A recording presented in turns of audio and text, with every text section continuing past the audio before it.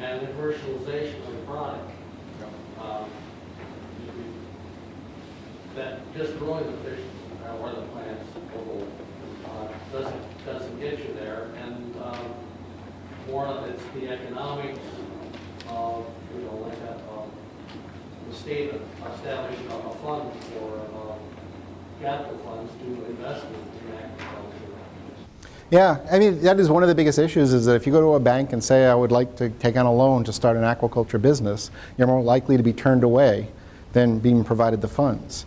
And part of that is education. I don't even think the banks know as much about aquaculture and what the industry is like and where it needs to grow. They hear all the negative publicity that comes out about it. So part of that is that kind of, I've heard a lot of fish farmers say that they spent more than 3 months educating their bank about aquaculture, and then they finally got a loan. So that is a big part of it. It's funny that the other part that you just said there is I actually know a couple of different aquaculture researchers in the state, and they kind of have this general motto, and that is give me a couple of months and I'll teach you how to raise any fish, but it's your business to figure out how to sell them. Because yeah, where do you sell them? That's the other side of the business, is how to get it out, how to get the word out there. And part of it, I think, again, comes back to education. Educating the consumer that U.S. seafood is safe. And is there processors for these fish? I mean, you might grow salmon, or you might grow catfish, or you might grow bluegills. Right. I mean, where do you process those fish? You're asking a farmer to do all these things all at once, and obviously he's not going to be as good at one as the other. Yeah, when it comes to processing, there's a, I won't say there's a movement. There is a discussion taking place in the state, at least in Wisconsin, about processing. And that is that a lot of the growers are starting to talk about perhaps joining together as a cooperative to do processing. Because if you establish a processing business, usually there isn't enough fish throughout the year to keep you in business. So what they want to do is, like you're saying, with all the diversity of fish that are out there, if they all kind of joined together and built a processing plant, could they then draw in fish, different types of fish from all over the state throughout the year to keep it running? So they're talking about it, establishing cooperatives. And would that affect, you said at the beginning of the lecture, of where you could see these aquaculture things taking place? Yep. I mean, one of the things we found was after we created the model and said this is where aquaculture could grow in the state, the first thing we did was we applied where does aquaculture occur? And it actually matches up fairly well. It's got about a 75% overlap between the two. So I think you can find a centralized location, maybe in 3 spots within the state, where you could build in a processing plant. And then you would draw in people within 100 miles of that to actually do their processing. So they're talking about it. I advise the industry, but I can't tell them what to do. And they know they need to start doing that for processing. So. Yeah, I apologize for missing the first part, so maybe answer this. The waste byproduct of processing, does that become the fish food for fish themselves? Yeah, there's probably, actually, I think it's consolidated a lot recently. I think there's probably 3 or 4 major suppliers in the U.S. of commercial fish food, and they don't currently use that. What's starting to show up is since there are only 3 or 4 major companies, is a lot of regional fish food manufacturers are starting to show up. And they're actually starting to utilize that waste that's being produced, because they also are only serving a local market. I don't know of one in Wisconsin. I know Ohio one just opened up. And that's one of the major sources of fish meal, is that they're getting it from the fish farms when they do the processing.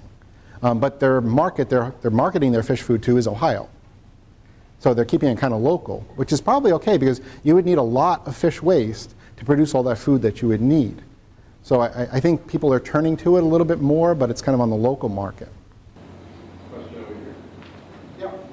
I think I heard Asian carp actually got into Mississippi River and stuff because they were from fish farming. So are there regulations regarding what kinds of fish can be used in aquaponics that are used as their invasive? Sure, it's on a state-by-state basis. So that's why you're right. It was actually a fish farm in Arkansas. Of the 50 U.S. states, Arkansas probably has the weakest state regulations for aquaculture. You can pretty much bring in and raise any fish you want. What happens is you get escapes like Asian carp, right? On the flip side of it, if I were to list the top 5 toughest states to get fish into, Wisconsin's in them. We have very strict rules in the state as to what fish can come in and what can't. So unfortunately, it's regulated. The federal government doesn't step in necessarily for that. They expect states to regulate it. And you certainly can see one of the disadvantages is you get something like Asian carp. You know. One more question? Yeah. Is there Wisconsin farm fish available in the local grocery stores or at a restaurant that is fish fry? Yeah, there is. You know, the restaurants is a little sketchy there because, you know, it's more like you need to go to the restaurants and say, you know, I would come to your restaurant more often if you sold Wisconsin farm-raised fish here. The restaurants instead, they generally look and say, well, Wisconsin farm-raised fish costs this much, imported Chinese fish costs this much, I'm going to make a greater profit if I use the imports. So I think it's the consumers that have to drive what the restaurants offer. Most of our local supermarkets do have some farm-raised fish. I think the closer the supermarkets are to the farms, you're more likely to see it. But I know right in town here, both Cops and Triggs County Market both have Wisconsin farm-raised fish in them. Are they clearly labeled as such? You know, that's interesting. They are.